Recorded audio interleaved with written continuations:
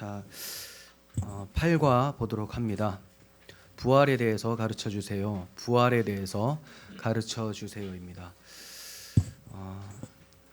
교재를 보시면 오늘 본문 말씀이 나오네요. 생각하건대 현재의 고난은 장차 우리에게 나타날 영광과 비교할 수 없도다라고 합니다. 그리고 만일 그리스도 안에서 우리가 바라는 것이 다만 이 세상뿐이었다면 모든 사람들 가운데서 우리가 더욱 불쌍한 자다 이렇게 얘기를 합니다. 자, 왜 이렇게 얘기를 하냐면 이 세상뿐이었다면 이 세상에서 누리고 살지 않는 세속적 기쁨들 그렇게 살지 않고 복음만을 전하다가 얻어맞고 감옥에 갇히고 했었던 바울이 그리고 사도들이 가장 불쌍한 자가 아니겠느냐. 그런데 우리가 그렇게 어리석지 않다. 왜냐하면 우리는 약속한 것이 있다. 하나님의 약속, 장차 다가올 우리에게 영광이 있다. 그럼 바로 부활 소망이다라는 것을 말씀하고 있는 거죠. 여러분들은 영원한 하나님 나라와 또 죽은 후의 부활을 믿으십니까? 네. 그렇다면 믿을 만한 증거가 무엇인지를 보도록 하겠습니다.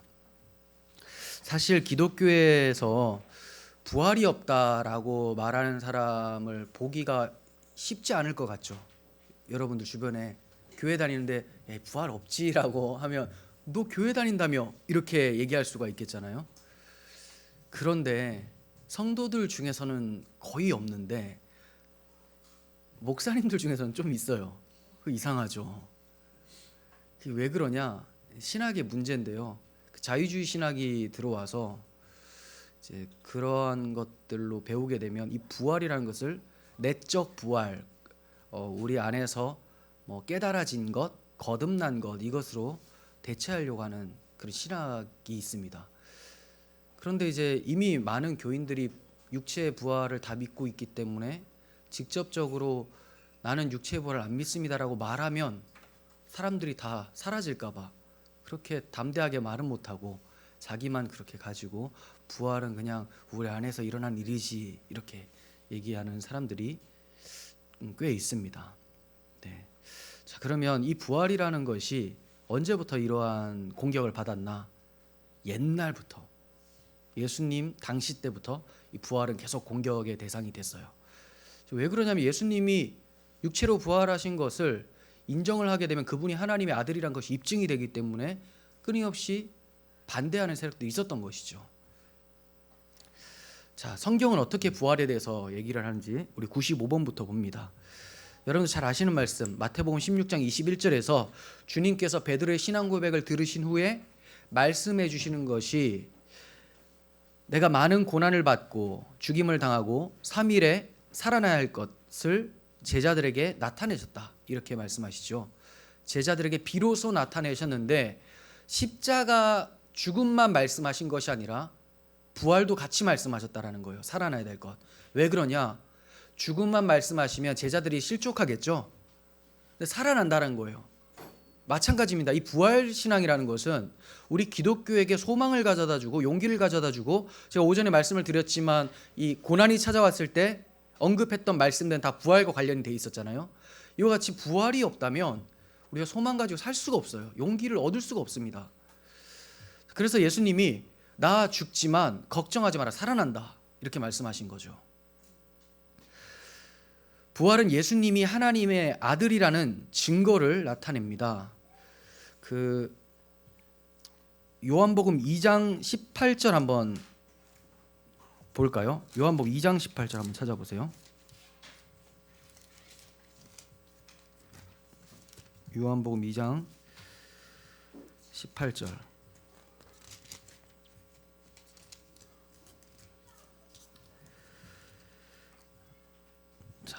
이거 2장 18절만 읽는 것보다는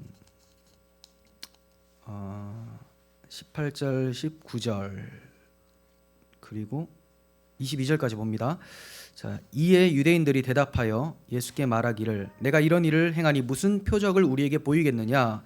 자, 이거 이런 일을 행하니는 뭐냐면 예수님이 성전을 그 정화 사건이라고 하죠. 뒤집어 엎어요. 성전에서 물고기가 아니라 뭐 물건 사고 파는 사람들의 상을 엎어버리고 이제 혼내시는 내용이 나오는데 네가 이런 일을 한다는 것은 무슨 표적이 보여야 되는 거 아니냐, 그래야지 우리가 인정을 하지라고 하는 거죠. 예수께서 말씀하세요. 너희가 이 성전을 헐라 내가 사흘 동안에 일으키리라. 이 성전을 헐라라고 하니까 당연히 눈앞에 보이는 46년 동안 지은 이 성전이라고 생각했겠죠. 헤롯 성전. 그런데 유대인들이 이 성전은 46년 동안 지었거늘 내가 3일 동안 일으키겠느냐 하더라. 그러나 예수님은 성전된 자기 육체를 가리켜 말씀하신 것이다 라고 해요. 부활하신다라는 거죠. 이 성전을 헐라, 눈에 보이는 요 예루살렘 성전 이거 가짜고 이거 모형이고 진짜 성전은 난데 너희가 나를 헐 것이다. 하지만 사흘 만에 내가 부활할 것이다 라고 말씀하신 거예요. 사람들이 아무도 못 알아들어요. 제자들도 못 알아듣죠. 물론 제자들에게 비로소 말씀하셨는데도 불구하고 마음에 두지 않았기 때문에 못 알아들어요. 하지만 죽은 자 가운데서 살아나신 후에야 제자들이 이 말씀하신 것을 기억하고 성경과 예수께서 하신 말씀을 믿었더라. 그 전에는 듣긴 들었지만 받아들이지를 못했는데 살아나신 것을 확인하고 구멍 뚫린 손바닥도 손가락을 집어넣어서 알아봤고 옆구리에도 집어넣어서 알아봤죠. 누가? 도마가 알아봤습니다. 그래서 예수님은 당신이 부활하실 것을 이 성전을 모티브 삼아서 얘기를 해주셨던 거죠. 그리고 로마서 1장 4절에서 사도 바울은 성결의 영으로는 죽은 자들 가운데서 부활하사 능력으로 하나님의 아들로 선포되셨으니 곧 우리 주 예수 그리스도시니라 이렇게 말씀합니다. 성결의 영으로는 죽은 자 가운데서 부활하사 능력으로 하나님의 아들로 선포되셨다라고 해요. 선포되셨다. 이 말은 예수님께서 그제서야 하나님의 아들이 되셨다가 아니라 하나님의 아들이라는 것을 부활하심으로 입증하셨다라는 겁니다. 하나님의 아들이 아니면 아무도 죽은 자 가운데서 부활할 수가 없어요. 죽음을 어떻게 이깁니까? 생사화복을 주관하시는 하나님 외에는 죽음을 이길 수가 없죠. 그러므로 부활을 하셨다라는 것은 그가 하나님이었다라는 것이 입증이 됐다라는 겁니다. 왜 사람들이 부활을 그렇게 공격해야 되는지를 알겠죠. 예수님이 하나님의 아들이면 안 되는 거예요. 그럼 자기 스스로의 의의가 다 사라지게 되기 때문에 인정을 못 받으니까 어떻게든 공격을 합니다. 자, 96번 봅니다. 주님은 죽으실 것만이 아니라 살아나실 것을 몇 번이나 말씀하셨습니까? 3번이에요. 다 보지 않겠습니다. 저희가 이제 마태복음 17장까지 했고 18장을 이제 들어가야 되는데 제가 이제 수련회 전까지는 마태복음을 잠깐 쉬려고 하고 또 수련회 동안은 골로새서 1장을 하고 나서 골로새서 한 4장까지 끝마치려고 해서 마태복음을 잠깐 중단할 것 같습니다. 자, 그런데 우리가 17장까지를 했는데 17장까지는 이 부활에 대한 그 예수님 말씀이 2번 나와요. 그래서 2차 순환 예고라고 제가 말씀을 드린 적이 있었죠. 그리고 20장에 가서 또 다시 말씀하세요. 십자가에 못 박게 할 것이나 제3일에 살아나리라 라고 또 말씀해 주십니다. 왜 이렇게 말씀하실까요? 너무 중요하니까. 십자가도 중요하지만 동전의 양면과 같아요. 동전 앞면이 있고 뒷면이 없으면 사용 못 하잖아요. 십자가도 마찬가지입니다. 예수님이 죽으신 것으로 끝나면 우리 죄가 다 처리된 거잖아요. 여기까지 말을 할 수가 있겠는데 죄가 처리되고 나서 하나님께 나아가려면 어떻게 해야 되는지 아세요? 의롭다함을 입어야 되죠. 의롭다함을. 새 생명을 받아야 되죠. 하나님의 자녀로 살려면. 근데 그게 없는 거죠. 부활이 없으면. 생명을 예수님이 얻지 못했으면 어떻게 우리 안에 예수의 생명이 살아 계시겠습니까?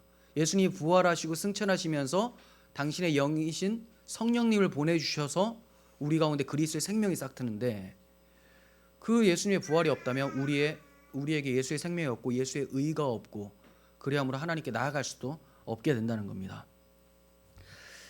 자, 그래서 3차례나 강조하시면서 말씀하신 거예요. 97번 구약 성경에는 예수님이 부활하실 것을 어떻게 예언하고 있습니까? 시편 16편 10절 주의 거룩한 자로 썩음을 당하지 않게 하실 것이미로다. 네, 주의 거룩한 자로 썩음을 당하지 않게 하실 것이미로다. 자, 이 말씀은 죽음에서 부활하신다라는 것을 얘기를 합니다. 그리고 썩음을 당하지 않는다라는 말은 오래 지나지 않아서 부활할 것도 나타내고 있는 말씀이죠. 이 말씀이 예수님의 부활로 성취되었다고 사도행전 2장 25절에서는 언급하고 있습니다. 98번, 무덤을 찾아간 제자들에게 천사는 뭐라고 말했습니까? 그 천사는 하나님의 자녀들을 섬기는 영으로 보내셨다라고 들었죠. 그러면 천사들이 하는 말은 우리를 돕기 위해서겠죠. 천사들이 어떻게 돕나? 부활을 증거하면서 돕습니다. 성도들의 신앙은 부활 신앙 위에 세워져야 돼요. 십자가와 부활이 함께 우리에게 다가올 때 우리가 바로 설 수가 있어요. 그래서 천사가 우리를 돕기 위해서 예수님의 부활을 증거를 합니다. 28장 6절, 마태복음 28장 6절. 그가 여기 계시지 않고 그가 말씀하시던 대로 살아나셨느니라. 와서 그가 누우셨던 곳을 보라라고 해요. 야, 못 믿겠으면 봐라. 비어 있잖아. 무덤이 비어 있어. 이렇게 얘기를 하는 거죠. 그런데 이 부활은 그냥 갑자기 된 것이 아니라 그가 말씀하시던 대로라고 해요. 말씀을 몇 번 하셨다고요? 3번. 구약 성경에는 아주 많이 예언이 되어 있어요. 그러니까 예수님은 말씀대로 살아나셨다. 이렇게 증거를 하고 있는 겁니다. 99번. 사망의 세력을 잡은 자 사탄을 예수님은 무엇으로 멸하셨다고 말씀합니까? 히브리서 2장 14절에서 자녀들은 혈과 육에 속하였음에 그도 또한 같은 모양으로 혈과 육을 함께 지니심은 인간이 되심은 이거죠. 왜 인간이 되셨습니까? 죽음을 통하여 죽음의 세력을 잡은 자 마귀를 멸하시며, 예수님이 인간이 되신 이유는, 이 땅에 오신 이유는 죽기 위해서 오셨는데 왜 죽기 위해 오셨냐? 마귀를 이기기 위해서 오셨다라는 거예요. 그런데 여기는 죽음을 통하여라고만 했지 사는 건 없지 않습니까? 라고 묻는다면 죽기만 하면 그게 어떻게 이긴 것이냐라고 할 수 있겠죠. 그러므로 이 표현에는 두 가지 다 포함이 되어 있습니다. 죽음을 통하여서 마귀의 정죄를 이기고 부활하셔서 생명을 얻으심으로 죽음에서 이기셨다. 사망에서 이기셨다. 이것을 말씀하고 있어요. 마틴 루터는 죄 가운데 태어난 사람에게는 이 생에서 5가지 원수가 있다. 이렇게 얘기를 해요. 루터가 5가지 원수가 있대요. 한번 보세요. 여러분들 생각해 보십시오. 사탄 맞죠? 원수. 그리고 죄 원수입니까? 원수. 사망 원수죠. 그래서 바울도 예수 믿고 나서 사망아 너의 쏘는 것이 어디 있느냐라고 막 외치거든요. 전과 같이 막 독을 쏘는데 사망이 너 쏘는 게 어디 갔냐? 그리스도 안에서 이제 우리는 사망 권세를 이겼다. 이 얘기를 하거든요. 자, 사탄, 죄, 사망, 그다음 율법. 율법이 원수인가?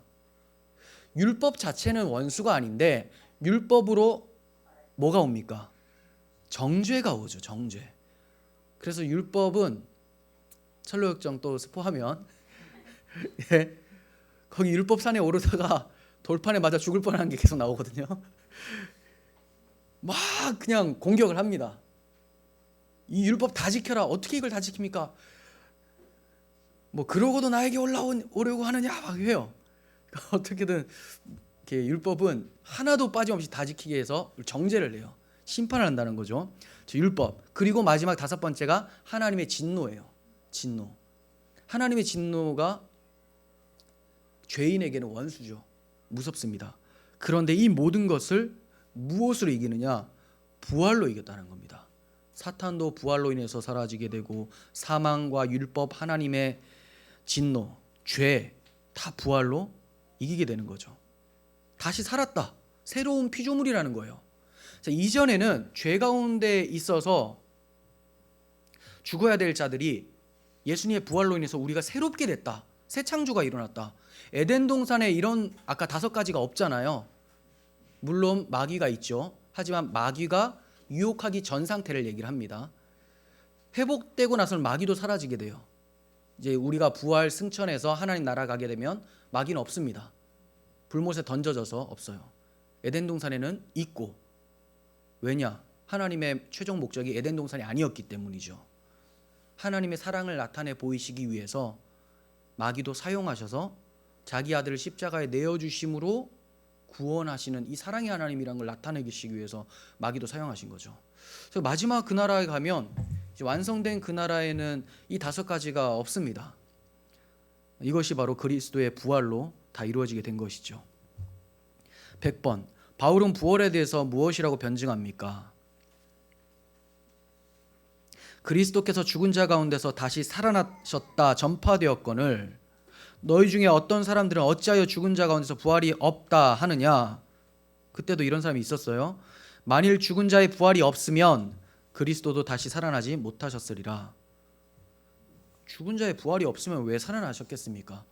그냥 영으로 하나님 앞에 가시면 되지, 그죠? 그분은 원래 영이신 분이시잖아요. 하나님이잖아요. 안 살아나셔도 돼요. 그냥 영으로 가셔가지고 하나님 보좌 우편에 계셔도 되는데 살아나신 이유가 뭡니까? 너희도 이와 같이 살아날 거다라는 것을 나타내 보이기 위함이죠. 그래서 살아나셨습니다. 101번 그러나 하고 주님께서 죽은 자 가운데서 부활하심으로 무엇이 되었다고 증언합니까? 그러나 이제 그리스도께서 죽은 자 가운데서 다시 살아나사 잠자는 자들의 첫 열매가 되셨도다. 네. 농부들은 수확할 때를 알죠. 첫 열매가 맺히면 이제 곧 다른 것도 맺히겠구나 해서 수확을 생각을 하죠. 마찬가지입니다. 예수님께서 일어나셨기 때문에 우리들도 다 일어나겠구나라고 생각하면서 사는 것이죠. 102번 그러므로 주님께서 부활하시지 못했다면 어떻게 된다고 말씀합니까? 고린도전서 15장 17절. 이 15장이 계속 나오잖아요. 이게 부활장으로 알려져 있습니다. 부활장. 그래서 여러분들이 소망이 없고 막 괴롭고 이럴 때는 부활장을 한번 보세요. 여기 나옵니다. 15장 17절. 그리스도께서 다시 살아난 일이 없으면 너희의 믿음도 헛되고 너희가 여전히 죄 가운데 있을 것이요 또한 그리스도 안에서 잠자는 자도 망하였으리니. 부활이 굉장히 중요하죠. 부활이 없으면 믿음이 헛되대요. 나는 다른 건 다 믿는데 부활을 안 믿는다 하면 그 사람 지옥 가요. 그죠? 믿음이 헛된 거니까. 헛된 믿음이니까.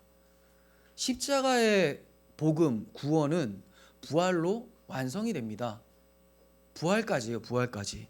그래서 제가 십자가 외치지만 결국은 십자가의 양면성 부활도 같이 외치는 거라고 여러분들께서 들으실 줄을 믿습니다. 자, 너희 믿음이 헛되다라고 해요. 그렇죠. 자기들은 이제 하나님 나라 갈 거라고 생각하고 있는데 부활이 없으면, 예수님 부활 없으면 헛된 것이죠. 너희가 여전히 죄 가운데 있을 것이다. 여전히 새 생명 얻지 못하고 그냥 죄악된 몸을 가지고 살 거 아닙니까?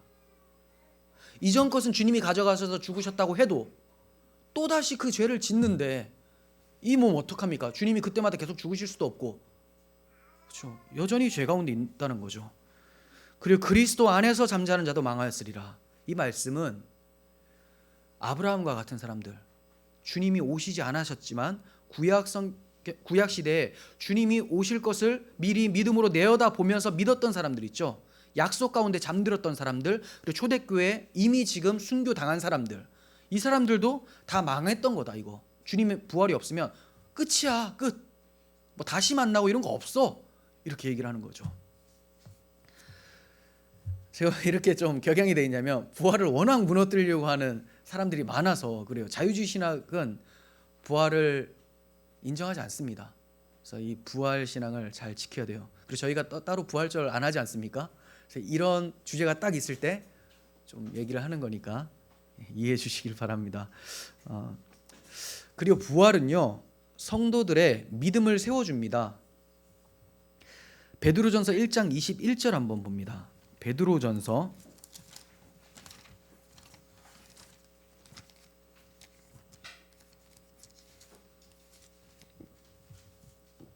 1장 21절.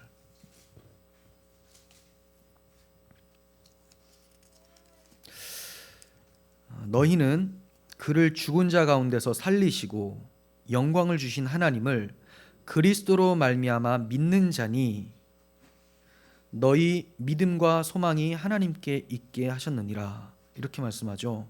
자, 이 말씀 자세히 보시면 너희는 그를 죽은 자 가운데서 살리시고 영광을 주신 하나님을 믿는 자, 그죠?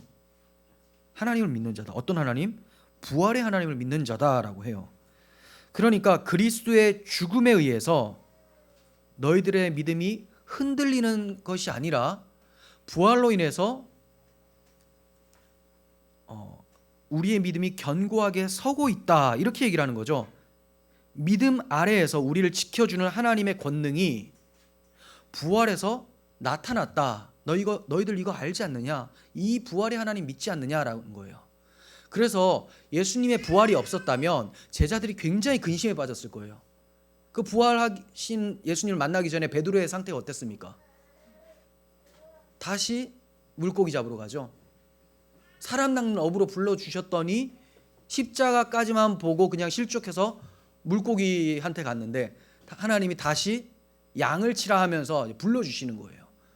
당신의 백성들을 세우는 그 목양하는 사도로 불러주시는 거죠. 이런 회복이 어떻게 일어나냐? 부활의 주를 만났기 때문에 그래요. 부활의 주를. 그래서 그 사도행전에는 그리스도의 십자가와 부활을 계속해서 외칩니다. 실족하지 않게 하기 위해서. 부활신앙 있는 사람들은 십자가의 예수님을 보고서도 실망하지 않는 것처럼 삶 속에서 기독교인들이 박해당하고 죽어나가는 가운데서도 절망하지 않는다는 거죠. 다시 산다는 걸 알고 있습니다. 그래서 이 신앙이 굉장히 중요합니다. 103번, 구약 성경은 승천하신 예수님이 어디 계실 것을 예언하고 있습니까? 주님의 하나님 오른편에 앉아 계시다고 시편 110편에 나오죠. 내가 내 원수들로 내 발판이 되게 하기까지 너는 내 오른쪽에 앉아 있으라. 심판자로 서게 할 때까지 너는 내 오른편에 앉아 있으라, 이렇게 얘기해요. 그래서 하나님 보좌 우편에 계시다. 그렇다고 해서 이제 물리적 우편이 아니겠죠. 왜냐하면 주님도 우편에 계시고 우리도 우편에 앉으면 천국에는 다 오른쪽만 쫙 앉아 있고 무슨 고속버스 터미널에 대기하는 것도 아니고, 그죠? 쫙이에요. 왼쪽은 아무도 없어. 그거 아니죠. 오른쪽은 권능을 상징하고 그런 상징적인 의미로 쓰였죠. 주님 보좌 우편이라는 것은 주님과 버금가는 권세를 얻게 되었다, 이것을 얘기를 하는 겁니다. 왕 같은 제사장으로서 천국에서 섬긴다. 주님이 먼저 거기 앉으시고 우리도 거기 앉게 된다. 자, 104번, 신약 성경이 가장 힘있게 증언하고 있는 것이 승천하신 주님이 지금 하나님 우편에 계시다는 점입니다. 무엇과 결부해서 증언하고 있습니까? 자, 어떤 말씀이 이것을 증언합니까? 이런 뜻이에요. 로마서 8장 34절, 죽으실 뿐 아니라 다시 살아나신 이는 그리스도 예수시니 그는 하나님 우편에 계신 자요 우리를 위하여 간구하시는 자시라. 계속 우편에 앉아 계시다는 걸 강조하는 이유는 그냥 살아난 정도가 아니라 지금 왕으로서 계신 거야, 이거 강조하는 거죠. 그러니까 좌절하지 말라, 이런 거예요. 골로새서 3장 1절, 그러므로 너희가 그리스도와 함께 다시 살리심을 받았으면 위의 것을 찾으라. 거기는 그리스도께서 하나님 우편에 앉아 계시느니라. 부활 소망 가진 자들은 눈을 들어 하늘을 봅니다. 그리고 약속이 있는 흔들리지 않는 나라를 바라보며 삽니다. 히브리서 12장 2절, 믿음의 주요 또 온전하게 하시는 이인 예수를 바라보자. 어디에 계시길래 바라봐야 됩니까? 그는 그 앞에 있는 기쁨을 위하여 십자가를 참으사 부끄러움을 개의치 아니하시더니, 여기까지 해서 바라보라는 게 아니에요. 십자가에 지금 달려있는 예수를 바라보라는 게 아닙니다. 그래서 기독교 십자가에는 예수님이 없습니다. 천주교는 있고요. 우리는 부활을 했으니까. 물론 그들도 부활을 믿습니다. 하지만 우리의 강조점은 부활에서 승리하신 그리스도를 얘기를 하는 거죠. 십자가에서 내려오신. 자, 그래서 부끄러움을 개의치 아니하시더니 하나님 보좌 우편에 앉으셨다라고 하는 거예요. 베드로전서 3장 22절, 그는 하늘에 오르사 하나님 우편에 계시니 천사들과 권세들과 능력들이 그에게 복종하느니라. 한마디로 천군, 천사, 권세, 능력이 보좌 우편에 계신 그리스도께 있다. 부활은 세상에 오직 한 분의 주와 재판장이 계시다라는 증거입니다. 다시, 예수님의 부활은 세상에는 오직 주인이 한 분이며 재판장이 한 분이시다라는 것을 나타내는 거예요.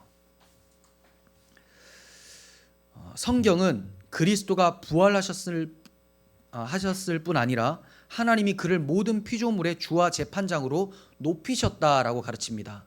사도 베드로는 예수님의 부활 후 행한 첫 설교에서 유대인들에게 그런즉 이스라엘 온 집은 확실히 알지니 너희가 십자가에 못 박은 이 예수를 하나님이 주와 그리스도가 되게 하셨느니라 라고 선포를 합니다. 이 말이 뭡니까? 너희가 십자가에 못 박은 이 예수를 주와 그리스도가 되게 했다라는 말과 십자가에 못 박힌 예수를 살리셨다라는 말 똑같은 말이죠. 부활은 주와 그리스도가 되게 하셨다라는 말이에요. 주인이시며 재판장은 한 분, 그분밖에 없다라는 것을 나타내신 거죠. 바울도 이 진리를 선포했습니다. 빌립보서 2장 9절에서 이렇게 얘기를 해요. 이러므로 하나님이 그를 지극히 높여 모든 이름 위에 뛰어난 이름을 주사 하늘에 있는 자들과 땅에 있는 자들과 땅 아래에 있는 자들로 지옥에 있는 사람들까지도 모든 하늘과 땅 모든 것들을 무릎을 예수 이름에 꿇게 하셨다라고 해요. 무엇으로? 그를 지극히 높여라고 했으니 부활이죠. 예수님의 비하가 있고요. 승귀라는 교리가 있어요. 비하는 이 땅에 인간의 몸으로 오시고 순종하심으로써 죽기까지 낮아지신 것까지 무덤에 들어가신 것까지가 비하예요. 그리고 승귀는 부활, 승천, 하나님 보좌 우편에 앉아 계시는 것이 승귀입니다. 자, 높이셨다라는 말은 승귀를 얘기를 하는 건데 이것은 부활을 얘기를 하죠. 그래서 그 부활로 예수의 이름 앞에 모든 것을 무릎 꿇게 하셨다 이렇게 말씀합니다. 사도행전 17장 30절에서 제가 읽을게요. 하나님이 어디든지 사람에게 다 명하사 회개하라 하셨으니 이는 정하신 사람으로 하여금 천하를 공의로 심판할 날을 작정하시고 이에 그를 죽은 자 가운데서 다시 살리신 것으로 모든 사람에게 믿을 만한 증거를 주셨음이라. 천하를 공의로 심판할 날을 작정하시고 그를 죽은 자 가운데서 다시 살리셨다. 그러면 살아나신 그분은 어떤 분입니까? 천하를 공의로 심판하실 심판주라는 겁니다. 심판주. 예전에 주님이 그냥 오셔서 이 땅에 오셨을 때 그 모습이 아니에요. 그 모습은 어린 양 같은 모습이죠. 근데 계시록 보면 어린 양도 나오고 사자도 나와요. 왜 그렇습니까? 이제 부활의 주님은 재판장이라는 겁니다. 재판장. 아슬란, 나니아얀데기에 그죠? 힘 있죠. 사자로 나오잖아요. 그걸 얘기를 해요. 부활주는 심판장을 얘기를 해요. 나니아얀데기를 다 못 보셨나 봐요. 표정이 거기 이제 사자가 아슬란인데 C.S. 루이스가 쓴 거잖아요. 예수 그리스도를 예표하는 예표라기보다는 상징하는 그런 걸로 등장합니다. 자, 그리고 여기 이제 우리 보시면 인용해도 좋을 것 같습니다. 로이드 존스 로마서 강해 중에 보시면 반드시 실제적이고 신체적인 부활을 믿는 일이 별로 대수롭지 않으며 중요하지 않다고 말하는 사람들은 이 문장 잘 보세요. 반드시 실제적이고 신체적인 부활을 믿는 일이 별로 대수롭지 않다. 안 믿는 게 아니에요. 이 사람들 말하는 게 별로 대수롭지 않다. 그게 중요한 게 아니라 우리 영혼이 거듭난 게 중요해 라는 사람들은 다 가짜다라는 것을 이 사람이 얘기하는 거예요. 이 목사님이. 왜 그러냐면 진짜 부활을 믿는 사람들은 대수롭지 않다고 생각을 못 한다라는 겁니다. 자, 읽어보시면 언제든지 부활의 확신이나 보증이 없는 사람입니다. 그런 사람들은 실제로 그들은 복음이 없는 사람들, 복음을 믿지 않는 사람들입니다. 이렇게 나아가요. 육체의 부활은 복음을 완성시키는 거기 때문에. 그렇죠? 근데 이 육체의 부활을 대수롭지 않게 여긴다라는 것은 안 믿는다라는 거고 부활을 안 믿는다는 것은 복음을 모른다라는 거다. 부활이란 무엇에 대한 선포입니까? 그것은 세상이 의로 심판받을 것이며 모든 경건치 아니한 자와 불의한 자들을 향해 하나님의 진노가 나타날 것이며 그리스도께서 심판주가 되실 것이라는 사실에 대한 선포입니다. 따라서 부활은 하나님의 엄청난 진노의 교리에 대한 선언입니다. 우리한테는 너무 좋은 교리인데 그죠? 부활이 믿지 않고 부활을 거부하는 자들에게는 심판을 선언하는 교리라는 거예요. 부활 믿으십니까? 아멘. 네, 아멘입니다. 105번 봅니다. 주님을 증언하다가 돌에 맞아 순교한 스데반에게 예수님은 어디에 계신 것으로 나타내셨습니까? 하나님 보좌 우편이죠. 자, 사도행전 7장 56절, 보라 하늘이 열리고 인자가 하나님 우편에 서신 것을 보노라 라고 합니다. 하나님 보좌 우편에 예수님이 스데반을 바라보면서 서 계시는 거예요. 앉을 수가 없는 거죠. 지금 자기의 자녀가 믿음을 지키다가 죽어가고 있는데 왜 설까요? 영접입니다. 올라오라, 내가 부른다. 죽음의 소명이라는 거죠. 오전에 말씀드린 것처럼 이제 너를 부른다. 하지만 그 소명 가운데 뭘 봅니까? 그 부름 가운데에 살아계신 주님, 보좌 우편에 계신 주님을 보는 거죠. 부활신앙을 스데반 집사가 가지고 있었기 때문에 그게 보이는 겁니다. 주님이 순교자를 어떻게 위로하시냐? 부활 소망으로 위로하십니다. 그래서 많은 선교사님들, 순교자들이 죽을 때 생각하는 것은 조금만 참자, 이제 곧 주님을 만날 거다라는 부활신앙이에요. 조금만 참자. 찰나죠, 찰나. 죽는 동시에 하나님 나라 가니까. 멀리 있는 게 아니에요. 죽으면 뭐 자주 말씀드렸잖아요. 지금 이후로 한 50년 후에 주님 오신다. 하지만 죽는 사람은 죽자마자 주님을 만나는 거죠. 시간을 떠나니까 그 시간에 그게 없습니다. 그냥 바로 주님 품에 안겨 있는 상태가 되는 거예요. 바로 잠들어서 눈을 뜨자마자 그냥 하나님과 그리스도를 만나고 그분과 함께 천국에 들어가게 되는 것을 경험하게 됩니다. 이런 부활 소망, 이 부활 소망이 있기 때문에 죽음도 불사하죠. 바울이 그래서 목숨을 내놓으면서 그렇게 복음을 전할 수 있었던 것이 이 부활 소망 때문이죠. 이것이 없었으면 우리 믿음도 헛되고 우리는 망물의 찌꺼기처럼 됐을 것이다. 하지만 우린 그렇지 않다. 이렇게 얘기를 합니다. 106번, 교회를 박해하던 사울이 어떻게 해서 복음 전도자가 되었습니까? 그가 다메섹으로 예루살렘으로 가고 있었습니다. 예수님을 믿지 않고 왜 가고 있었습니까? 교회를 박해하기 위해서. 근데 예수님이 다메섹이라는 곳에서 정오의 해보다 더 찬란하게 빛나는 빛으로 만나주세요. 부활의 주님이시죠. 부활의 주님.